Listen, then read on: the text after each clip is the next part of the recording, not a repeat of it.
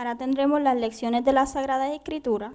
La primera se encuentra en Job 38, del 1 al 7, del 34 al 41, y será leída por la hermana Delma.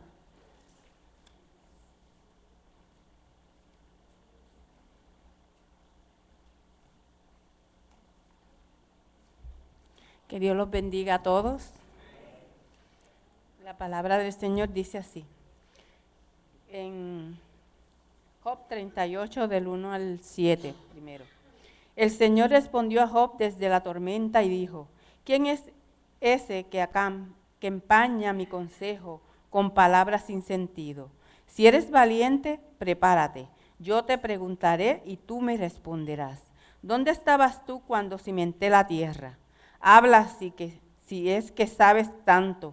¿Sabes tú quién fijó su tamaño y midió sus dimensiones? ¿En qué se apoyaron sus columnas? ¿Quién puso su piedra fundamental? Mientras cantaban a coro las estrellas del alba y exultaban todos los seres celestes. Ahora del 34 al 41. Puedes lavar tu voz hasta las nubes para que caiga un aguacero sobre ti. Están a tus órdenes los relámpagos y te dicen, aquí estamos. ¿Quién infundió sabiduría al ibis y dio al gallo inteligencia? ¿Quién es tan sabio como para contar las nubes y vaciar los depósitos de los cielos? Cuando el polvo se convierte en barro y los terrones se pegan entre sí, ¿le cazas tú la presa a la leona o sacias el hambre a sus cachorros?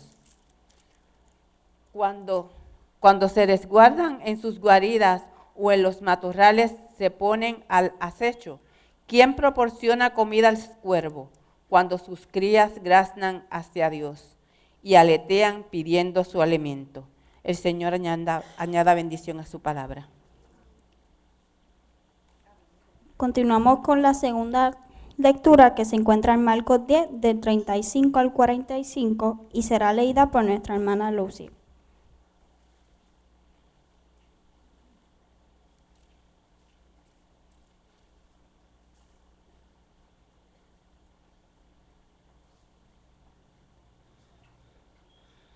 Señor, continúe bendiciéndolo. Leemos la palabra del Señor en el nombre del Padre, del Hijo y del Espíritu Santo. Entonces, Jacobo y Juan, hijos de Zebedeo, se le acercaron diciendo, Maestro, queríamos que nos hagas lo que pidiéramos. Él les dijo, ¿qué querréis que os haga? Ellos le dijeron, concédenos que en tu gloria nos sentemos el uno a tu derecha y el otro a tu izquierda. Entonces Jesús les dijo, no sabéis lo que pedís. ¿Podéis beber del vaso que yo bebo o ser bautizados con el bautismo con que yo soy bautizado? Ellos dijeron, podemos. Jesús les dijo, a la verdad, del vaso que yo bebo, beberéis, y con el bautismo con que yo soy bautizado, seréis bautizados. Pero el sentaros a mi derecha y a mi izquierda no es mío darlo, sino aquellos para quienes está preparado. Cuando lo oyeron, los 10 comenzaron a enojarse contra Jacobo y contra Juan. Mas Jesús, llamándolos, les dijo, ¿sabéis que los que son tenidos por gobernantes de las naciones se enseñorean de ellas y sus grandes ejercen sobre ellas potestad? Pero no será así entre vosotros, sino que el que quiera hacerse grande entre vosotros será vuestro servidor. Sino que el que quiera hacerse grande entre vosotros será vuestro servidor. Y el que de vosotros quiera ser el primero, será siervo de todos. Y el que de vosotros quisiera ser el primero, será siervo de todos. Porque el Hijo del Hombre no vino para ser servido, sino para servir y para dar su vida en rescate por muchos. Y esto es la palabra del Señor.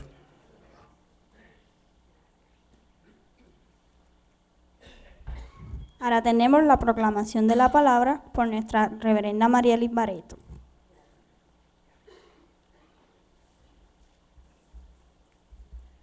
Por razones que todos y todas conocemos y vivimos, en Puerto Rico parece que hay mucha frustración.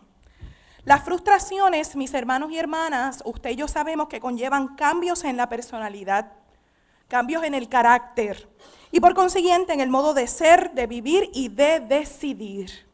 Esto parece que le ocurrió a Job, cuya historia nos puede ayudar a lidiar con nuestras propias historias de catástrofes, de problemas, de cambios, de dolores, de engaños, de desengaños, de impotencia y de frustraciones. El libro bíblico de Job, el cual se encuentra en el Antiguo Testamento, se caracteriza por tener pocos personajes. Entre ellos encontramos a Job, el personaje principal, encontramos a 3 amigos y podemos ver a Dios. Job representa a un hombre próspero de su tiempo. Él tenía posesiones y tenía familia. Es importante a este punto señalar que en estas culturas antiguas y religiosas se consideraba que la prosperidad era sinónimo de la presencia, de la compañía y de la ayuda de Dios en la persona. Lo contrario era precisamente eso, lo contrario. Si la persona no era próspera, si era pobre, si tenía carencias, entonces se entendía, según la cultura y la religión de su tiempo, que la persona no tenía la presencia de Dios o que toda esa calamidad era producto de la ausencia de Job. Así que el libro de Job tiene muchas cosas por las cuales ser importante, entre ellas porque nos deja saber que esto no debe ser así y no es así. No es la creencia de los cristianos. Que aun cuando nos ocurran cosas desagradables en la vida, ¿a quién le ha ocurrido cosas desagradables en la vida? A todos y a todas, pues Dios permanece a nuestro lado aún y a pesar de eso. ¿Podemos decir amén? Pero usted y yo sabemos, igual que lo supo Job y nos lo deja saber a través de este escrito bíblico, que el tiempo, la presión, los amigos, las angustias comenzaron a hacer estragos en Job, a tal punto que le escuchamos decir lo siguiente, y quiero que usted atienda conmigo, por favor, algunos versículos del capítulo 30 que no fue leído, pero yo se lo voy a citar para que usted medite en ello. ¿Estamos listos? Dios me ha derribado en el lodo y ahora soy semejante al lodo y a la ceniza.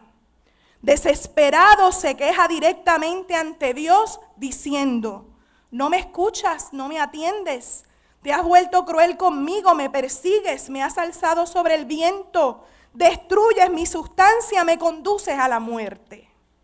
Mi arpa, son palabras de Job, se ha cambiado por luto y mi flauta por voz de lamentadores. Pero es, amada familia en la fe, en el capítulo 38 que nos atañe hoy, y que algunos versículos acabamos de leer, cuando la historia de Job toma otro giro. Ahora es Dios quien finalmente decide hablar.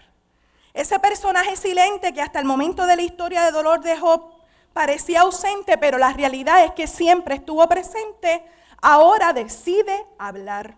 Eso mismo nos pasa a nosotros. ¿Cuántas veces en medio de nuestras tragedias creemos que Dios no está?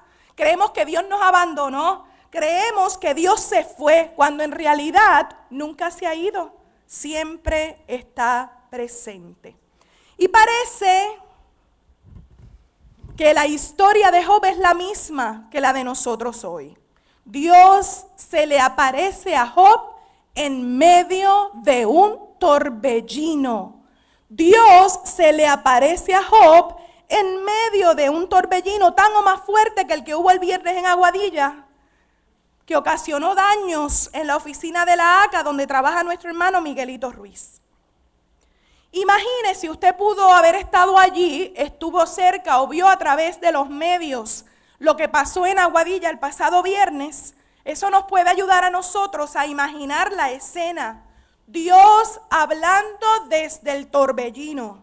Dios hablando desde la tormenta, Dios hablando desde el problema, desde la crisis, desde la angustia y desde el dolor. Yo quisiera preguntarte, ¿será ese torbellino más grande y más poderoso que nuestro Dios? ¿Será posible que por más grande y más poderoso y más fuerte que sea ese torbellino, pueda convertirse en más grande y más poderoso que Dios? ¿Qué usted me dice?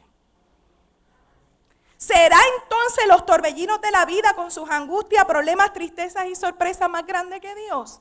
Si decimos que no y jamás, ¿por qué nos derrumbamos? ¿Por qué?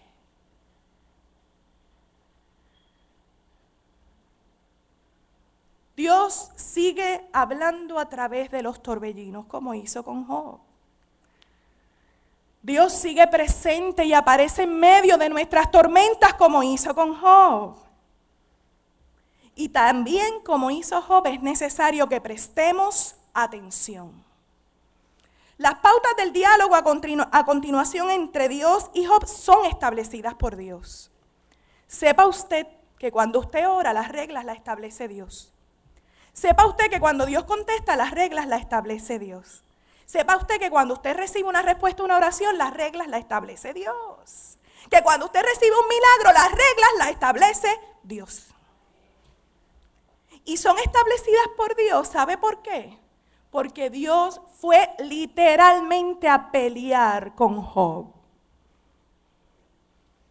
La palabra y el verbo hebreo usado en este contexto de Job 38 es pelear. Dios llegó con fuerza a litigar con Job porque ya Job estaba litigando con Dios. Y no nos debe sorprender porque usted y yo en la vida también bastante litigamos con Dios. Y nos creemos grandes, poderosos y fuertes, lo suficiente para hacerle reclamos a Dios, para hablarle fuerte a Dios, para pelear con Dios. Y se nos olvida quiénes somos. Pero hoy no se nos va a olvidar quiénes somos. Y lo vamos a saber a través de estos primeros versículos del capítulo 38 de Job. ¿Quién se atreve a oscurecer mis designios con palabras carentes de sentido? ¿Quién, pregunta a Dios? Igual que le preguntó a Job, nos está aquí preguntando a todos nosotros hoy. ¿Quién se atreve a oscurecer mis designios con palabras carentes de sentido?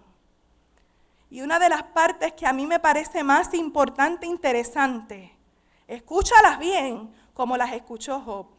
Pórtate como hombre y prepárate. Yo te voy a preguntar, dice Dios, y tú me vas a responder. Pórtate como hombre y prepárate. Yo te voy a preguntar y tú me vas a responder. Porque si te portaste como hombre para argumentarle a Dios, ahora te sientas tranquilito que es Dios el que te va a hacer preguntas. Aleluya. Usted sabe ante qué tipo de sermón estamos hoy, ¿verdad? ¿O se lo imagina?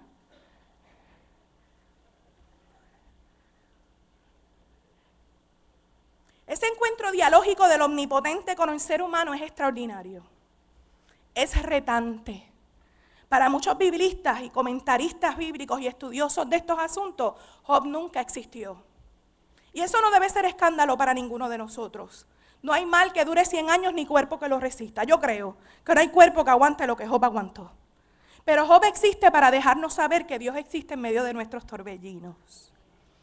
Este encuentro dialógico del omnipotente con el ser humano es retante y nos confronta con nuestra realidad y con nuestras propias palabras, con nuestras circunstancias, con uno mismo y con Dios. Este encuentro dialógico del omnipotente con el ser humano no solamente era para Job, es para todos nosotros hoy también. ¿Dónde estabas tú? Pregunta Dios, cuando yo afirmé la tierra. ¿Dónde? ¿Dónde estabas tú? Le preguntó Dios a Job y nos pregunta a nosotros hoy, cuando yo afirmé la tierra. Si en verdad sabes mucho, dímelo. Si en verdad sabes mucho, díselo a Dios. Si en verdad sabemos mucho, díselo a Dios. Este es Dios preguntando a Job y a nosotros hoy. Porque el ser humano cree saber mucho. Tú y yo creemos saber mucho, a veces todo, a veces más que Dios. Y eso conlleva serias dificultades. Para la psicología se puede llegar a convertir en ideas o en delirios de grandiosidad. Y ese trastorno de la personalidad conlleva una alteración de la realidad y por consiguiente una alteración del funcionamiento social de la persona y de su entorno. Por ejemplo, uno de los problemas sociales del ser humano, y no tan solo de quienes sufren trastornos de personalidad, es que en lugar de ser altruistas somos egoístas. ¿Estará usted de acuerdo con la psicología? Y usted dirá, son otros, son ellos, pero yo no, a mí no me pasa y a mí no me afecta. Mentira. Porque la sociedad puertorriqueña de hoy es un claro reflejo de eso y la iglesia es un claro reflejo de la sociedad de hoy. Esto pasa en las iglesias, en nuestras familias, aún en las mejores. Esto pasa a todo tipo de personas. Si no, esta palabra de hoy no existiría y no tendría razón de ser. Este es un asunto de la antigüedad de hoy y de todos los tiempos. Para que esta palabra nos interpele y nos confronte con nuestra realidad, nos guste o no. Este es un asunto de Dios siempre lidiando con el ser humano, con el mismo ser humano, terco, altanero y orgulloso.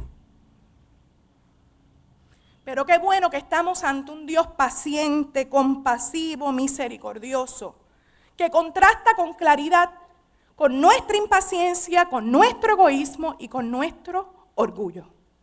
Por eso, hermanos y hermanas, hoy es necesario escuchar a Dios otra vez decirnos, si en verdad sabes mucho, dímelo. Si en verdad sabes mucho, demuéstramelo. Dime dónde estabas tú cuando yo afirmé la tierra. Dime si sabes quién tomó sus medidas, pregunta Dios. Dime si sabes quién midió la tierra palmo a palmo. Y sigue Dios preguntando, si lo sabes, dímelo, dímelo. ¿Sobre qué están sentadas las bases de la tierra? ¿Quién puso la piedra angular mientras cantaban las estrellas del alba y los seres celestiales se regocijaban? Si lo sabes, dímelo. ¿Puedes dar órdenes a las nubes y hacer que te cubra un torrente de lluvia? Si lo sabes, dímelo. ¿Puedes marcar la ruta de los relámpagos y hacer que ellos se pongan a tus órdenes? Si lo sabes, dímelo, pregunta Dios. ¿Quién le dio sabiduría al corazón? ¿Quién le dio inteligencia al gallo? ¿Quién con tanta sabiduría cuenta las nubes? ¿Y quién derrama las aguas de los cielos para resplandecer los duros terrones cuando estos se pegan por falta de humedad? Si lo sabes, dímelo, pregunta Dios. ¿Te atreverías a cazar la presa para el león? ¿Te atreverías a saciar el hambre de sus cachorros que tendidos en sus cuevas esperan impacientes la hora de comer? Si lo sabes, dímelo. ¿Quién alimenta al cuervo y sus polluelos cuando estos saltan de un lado a otro y graznan hambrientos pidiendo a Dios su comida? Si lo sabes, dímelo. ¿Y cuál es la respuesta del ser humano ante Dios? Silencio. No el silencio correspondiente ni el silencio esperado, sino el que el ser humano ha respondido a lo largo de la historia con creer saberlo todo, tenerlo todo, merecerlo todo y poderlo todo. Y esto no es historia nueva, es antigua. Y con claridad lo demuestran los propios discípulos de Jesús en la ocasión en que dos hermanos apartan a Jesús para hacerle una petición. Se apartan para que otros no oigan. Se apartan para que nadie más participe, porque entre ellos había exclusividad, parece. Se apartan cuando yo soy mejor que los demás y yo me merezco lo que nadie más. Y eso lo hace aparte. Se apartan porque a puerta cerrada es mejor cuando hay algo que ocultar, cuando algo se trama, cuando algo no anda bien. Es este falso sentido de independencia, de estar solos, de no depender de nadie, que en realidad es un sectarismo. Gobiernos, familias, iglesias actuando como sectas, apartes y exclusivas, donde nadie sale y nadie entra. Gente apartándose de la comunidad y de la comunión. Eso es lo que hace el sentido falso de independencia o sectarismo. Y eso domina, mina y daña la fe de cualquiera. La fe de la iglesia, de Dios, de la familia y de cualquier persona. Esto hace, entre otras cosas, que la gente se enajene. Y cuando la gente se enajena, se convierte en gente peligrosa. Peligrosa porque se convierten en problemáticos. No saben manejar los problemas. Creen que todos los problemas vienen hacia ellos y no que ellos sean parte del problema. ¿Quién puede con gente difícil? Y eso lacera el cuerpo de Cristo, atenta contra el cuerpo de Cristo, daña el cuerpo de Cristo. No hay quien trabaje con ellos. ¿Quién hace un trabajo en equipo con alguien así? Las tareas se empiezan a quedar inconclusas y los llamados de Dios empiezan a incumplirse. Y eso es pecado. Y es pecado porque empieza la iglesia a dejar de cantar somos uno en Cristo, somos uno. Porque ya no hay un solo Dios, sino muchos dioses. Ni una sola fe, sino distintas maneras de creer o en quién creer. Ya no hay un solo amor, sino muchos amores, incluyendo el amor a sí mismo. Ni un solo bautismo, ni un solo espíritu que nos consuele. Y eso mata a la iglesia, a la sociedad, a las familias. Juan Calvino, el padre del presbiterianismo, dijo lo siguiente: sin conocimiento de uno mismo, no hay conocimiento de Dios. Sin conocimiento de uno mismo, no hay conocimiento de Dios. Y si no nos conocemos bien a nosotros, ¿cómo lidiar con los aspectos sociales, colaborativos, familiares, cooperativos, comunitarios y eclesiásticos? Muy difícil. Y eso sí pasa en Aguada. Cíteme. La iglesia presbiteriana es una iglesia conexional. Usted lo sabe, lo sabía y si no lo está aprendiendo ahora. Un cuerpo se debe al otro. Eso significa conexional. El ministro o la ministra no funciona solo, pertenece a un consistorio, a un cuerpo gobernante. Y el cuerpo gobernante no se administra así solo, pertenece a la congregación. Y la congregación no se administra así sola, pertenece a un presbiterio. El presbiterio no se administra así solo, al sínodo. Y los sínodos formamos la asamblea general, toda una iglesia presbiteriana. Sin embargo, hay gente o sectores de la iglesia presbiteriana apartándose. Entre otras cosas, se basan en la aparente pureza de la palabra. Pero la palabra también es pura para mí y para ustedes. Se los voy a demostrar. Por la gracia que me es dada, digo a cada uno de ustedes que no tenga más alto concepto de sí que el que debe tener, sino que piense de sí con cordura o con sensatez, según la medida de fe que Dios repartió a cada uno. Porque así como en un cuerpo hay muchos miembros y no todos los miembros tienen la misma función, así también nosotros, aunque somos muchos, formamos un solo cuerpo en Cristo. Y cada miembro está unido a los demás.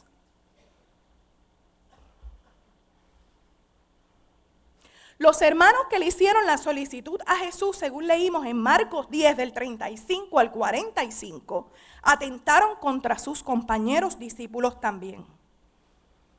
Nosotros sí merecemos estar uno a la izquierda y el otro a la derecha de Jesús, pero los demás no. Y si los demás lo merecen igual, yo me voy a adelantar. Eso era el pensamiento de ellos, un pensamiento sectario. No estaban aprendiendo ni poniendo en práctica la unidad del cuerpo de Cristo, su llamado, sus propósitos que Jesús desde el principio se los estaba enseñando. Pero también tomen en cuenta que sus compañeros discípulos se enojaron y se enajenaron. No porque estaban en desacuerdo con ellos necesariamente, sino porque tenían los mismos sentidos egoístas que los demás. Te me adelantaste. También eran unos orgullosos. Todos deseaban que Jesús los tomara en cuenta para estar uno a la izquierda y otro a la derecha. Todos deseaban hacer lo mismo. Eso pasa en la familia y en la iglesia también. Pero aquellos dos se le adelantaron a los otros 10. Todos debían estar pensando en medio de aquel torbellino de coraje en los méritos que tenían para estar uno a la izquierda y uno a la derecha y dejárselos saber a Jesús. Pero Jesús es Jesús, Jesús es Dios. ¿Cuánto amamos a Jesús? Yo amo a Jesús, usted ama a Jesús.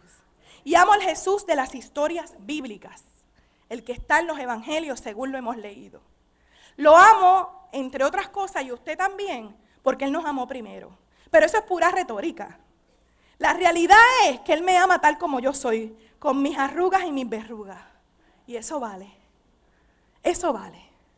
Eso es una de las millones de razones para yo adorar a Dios, alabar a Dios, agradecer a Dios y servir a Dios. ¿Me oyó, verdad? Hacer por el reino de Dios.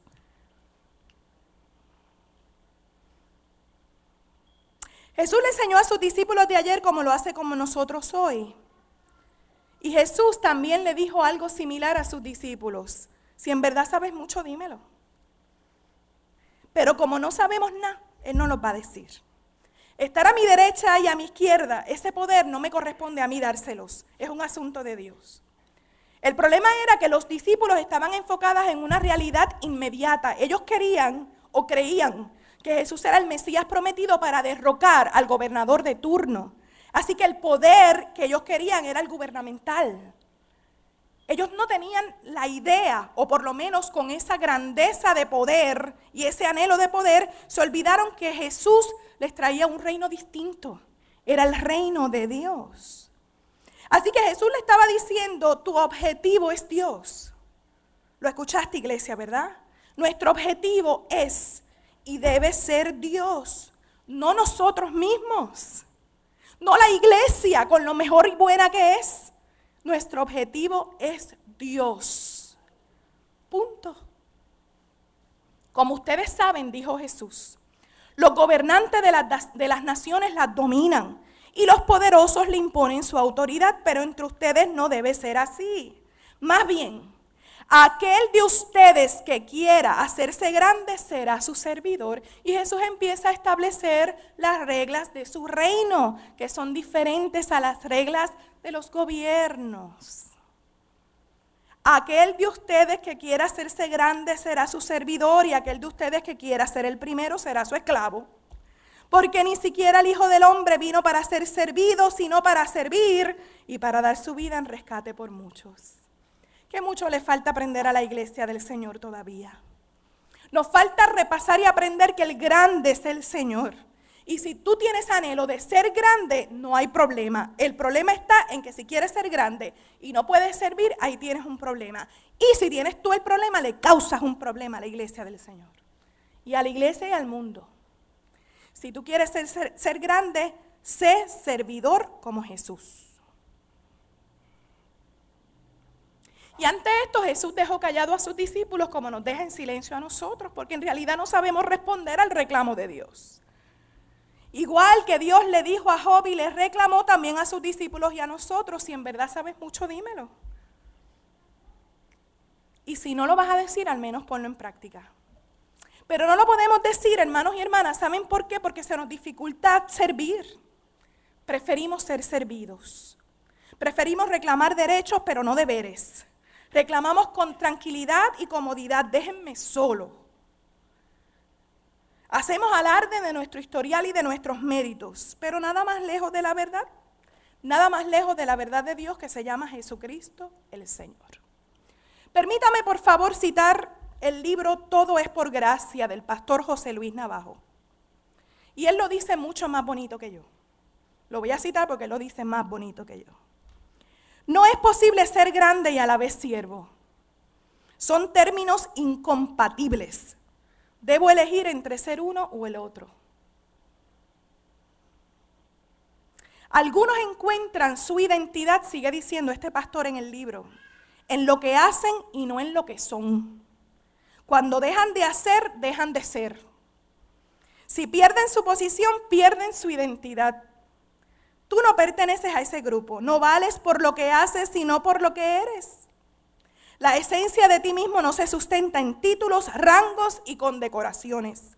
Nuestra identidad se completa al mirarnos en el espejo de la presencia de Dios. Todo comienza en Él. Y por eso nuestro culto empezó diciendo, entra en la presencia del Señor.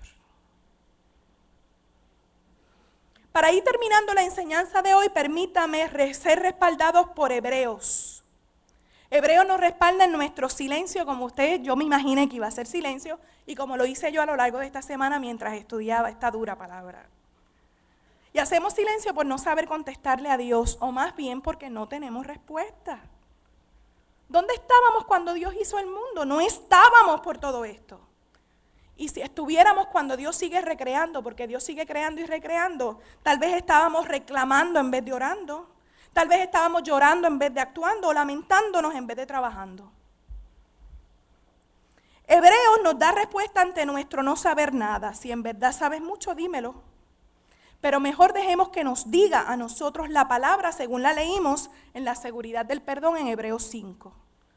Cuando Cristo vivía en este mundo con gran clamor y lágrimas, como Job que lloraba mucho y como muchos de nosotros que lloramos, ofreció ruegos y súplicas al que lo podía librar de la muerte y fue escuchado por su temor reverente.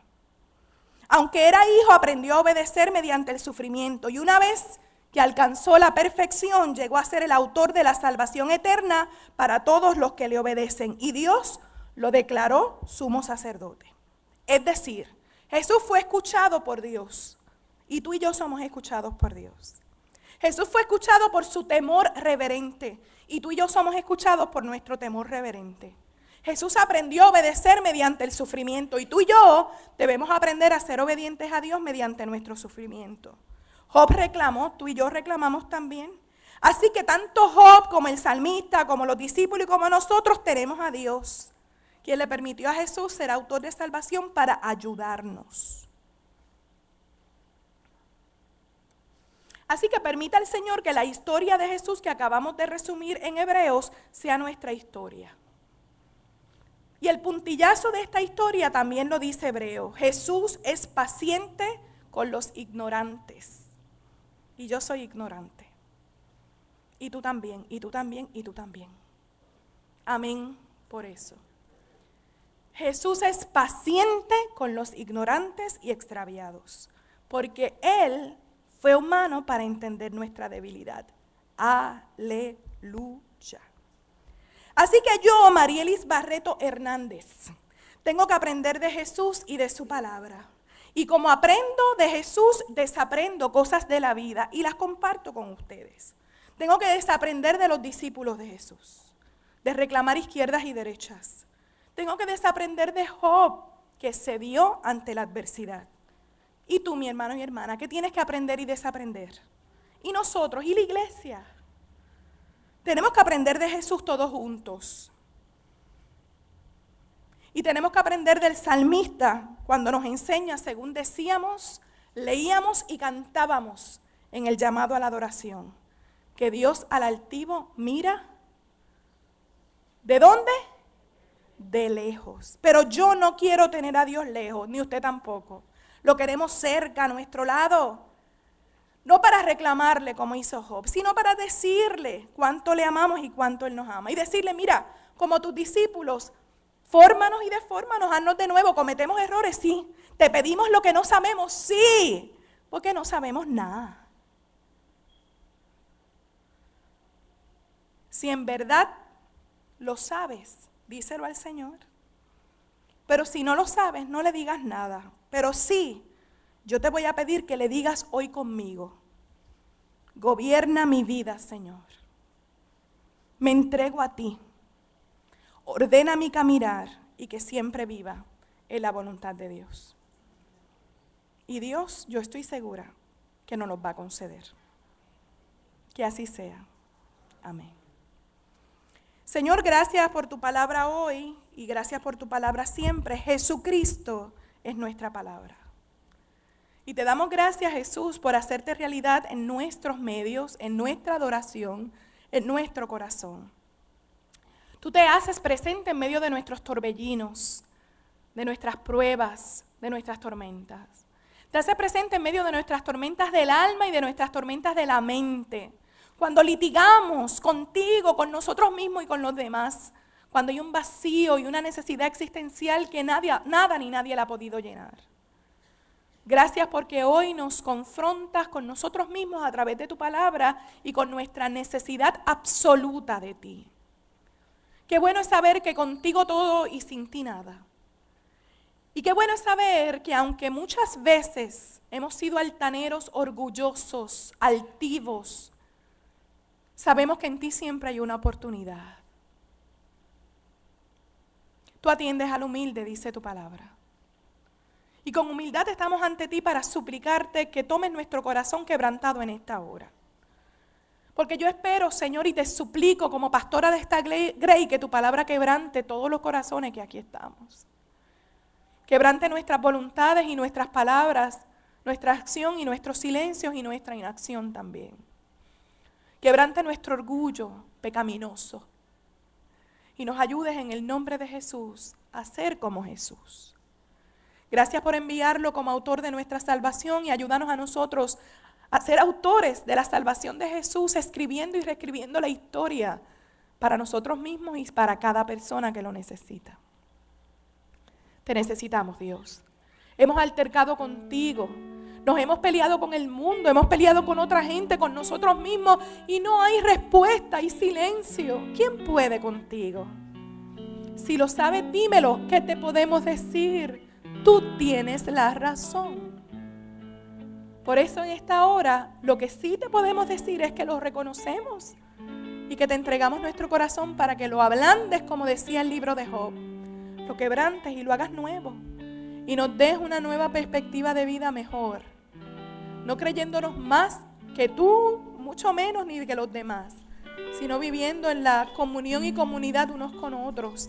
Y así yo estoy segura, Jesús, y te pido que nos ayudes con más sabiduría a resolver los problemas y la convivencia diaria en el Puerto Rico frustrado de hoy, en el Puerto Rico violento de hoy y en la iglesia que está en crisis hoy. Te lo imploramos con humildad porque queremos que estés cerca de nosotros, reconociendo quién eres tú. En el nombre de Jesús. Nombre que sobre todo y el único que merece el honor y la gloria, el único que es digno y ante cuya presencia estamos, como decíamos en este culto. En el nombre de Jesús. Amén. A ti, el alfa y la omega, el principio y... ¿Te puedes poner en pie, por favor? Y al gran yo soy. Y afirmar la fe juntos. A ti, el Todopoderoso, el que es y que será, y al gran yo soy, me entrego. Yo quiero, díselo al Señor. Yo quiero que gobiernes mi vida. Me doy en sacrificio a ti. Yo quiero que tú ordenes mi caminar, que siempre viva en tu voluntad. Yo quiero que gobiernes mi vida. Me doy en sacrificio a ti. Yo quiero que tú ordenes mi caminar, que siempre viva en tu voluntad. Vamos a orar en esta hora y vamos a hacerlo por todos, porque todos necesitamos la oración hoy. Todos necesitamos quebrantar nuestro orgullo y nuestra voluntad ante el Señor. Y todos lo necesitamos como iglesia, como personas y como familia. Y como iglesia presbiteriana también. Si usted quiere y puede ponerle su mano, su brazo a un hermano o a la hermana que tenga cerca y ore por él o por ella, por favor. Procure que su gente cerca no esté solo, porque esta oración es para todos hoy. Es para todos nosotros hoy. Que nadie esté solo. Ayúdame a orar por su hermano, por su hermana, por favor. Ayúdeme a orar por su hermano, por su hermana, por favor. Que nadie esté solo. Mira a su alrededor. A veces hay alguien solo. Y si usted puede, muévase, por favor. Si puede hacerlo.